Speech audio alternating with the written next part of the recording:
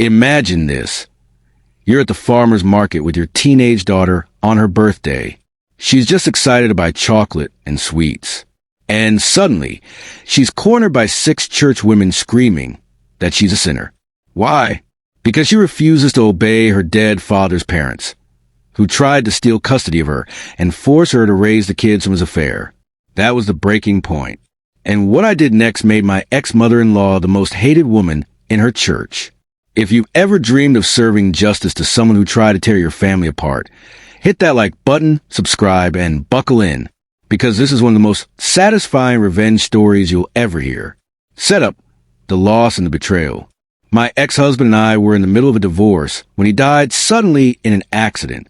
He had been cheating for years and even had 2 children with the other woman. She died too, leaving those boys orphaned. You'd think that kind of tragedy would bring families closer.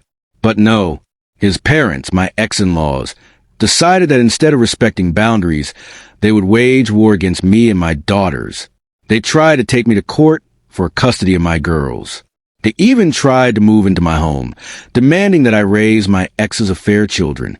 For context, my daughters were the ones who discovered their dad's affair in the first place. They were the ones who told me. They carried the scars of betrayal. And yet, their grandparents wanted to force them into playing happy siblings with the affair babies. The harassment at the market.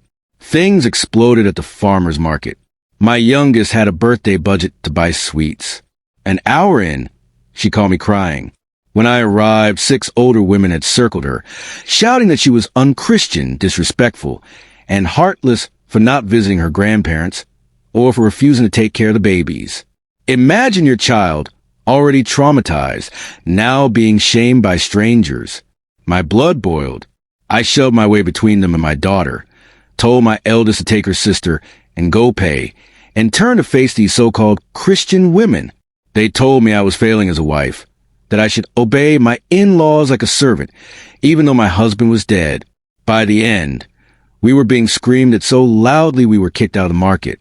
These women followed us like vultures, shrieking insults all the way to my car.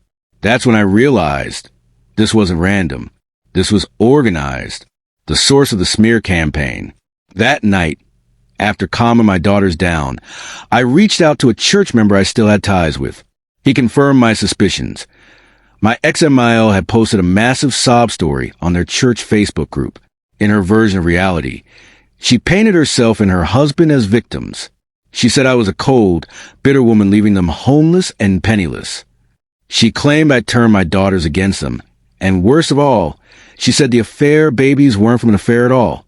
According to her, the other woman was a surrogate because I couldn't have more children. She told people I rejected the boys because they were boys.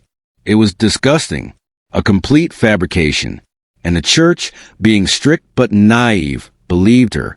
They saw me and my daughters as cruel monsters while showering her with sympathy. But she made one fatal mistake.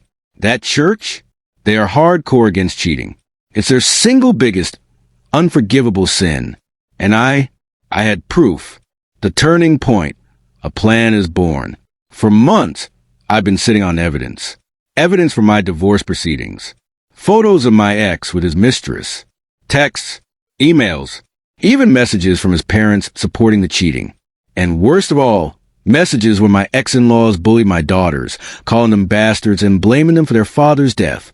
I realized then, if she wanted to drag us into her church gossip mill. Then I turned the gossip into a weapon, the revenge preparation. The next day, I went to a print shop. I spent hours and more money than I should have, but every cent was worth it. I had high-quality, full-color prints made of my ex and his mistress kissing in our living room. Text conversations planning their secret getaways. His parents telling me to suck it up and be a good wife. Screenshots of them calling my daughters names that no child should ever hear. Then came the piece de resistance. I assembled everything into binders. Neat, professional binders that looked exactly like the church's in packets. On the very first page, a full-color photo of my ex and his mistress locked in a kiss. Underneath, their names, and the title, A Love Story. The execution. Sunday morning, I walked into that church like nothing was wrong. I didn't need to hand anything out. I simply placed the binders neatly among the regular hymnals at the back of the church and walked out. By the time the first one was called, the gossip had already begun. Whispers, gasps, people turning pages, eyes wide. Some were horrified, some were furious. But all of them knew one thing: my ex-Amiel had lied. The fallout: the church's Facebook group exploded. People called my ex and his mistress names so harsh the pastor had to step in to censor posts. Some defended me, saying they understood why I was divorcing. Many wrote letters of apology to my daughters, offering them support. As for my ex-Amiel, she was finished.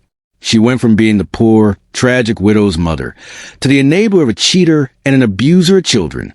Shunned, humiliated, cast out of the very community she weaponized against us.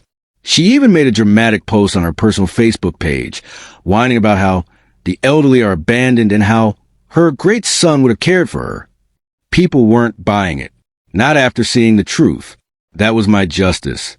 She tried to sick her church on my kids. She tried to rewrite history, to make us villains. Instead, she was the one exiled, stripped of her allies, and forced to face the truth she'd buried. And the sweetest part? I didn't have to scream. I didn't have to fight in public. I just let the truth speak louder than her lies. Sometimes revenge isn't about destruction. It's about clarity. When liars twist a story, the truth becomes the sharpest blade. My daughters finally saw their tormentors silenced, and that was worth everything. If this story gave you chills, smash that like button and subscribe for more tales of justice. And tell me in the comments, what's the most satisfying revenge you've ever seen? Because sometimes the best revenge is simply letting the truth burn brighter than the lies.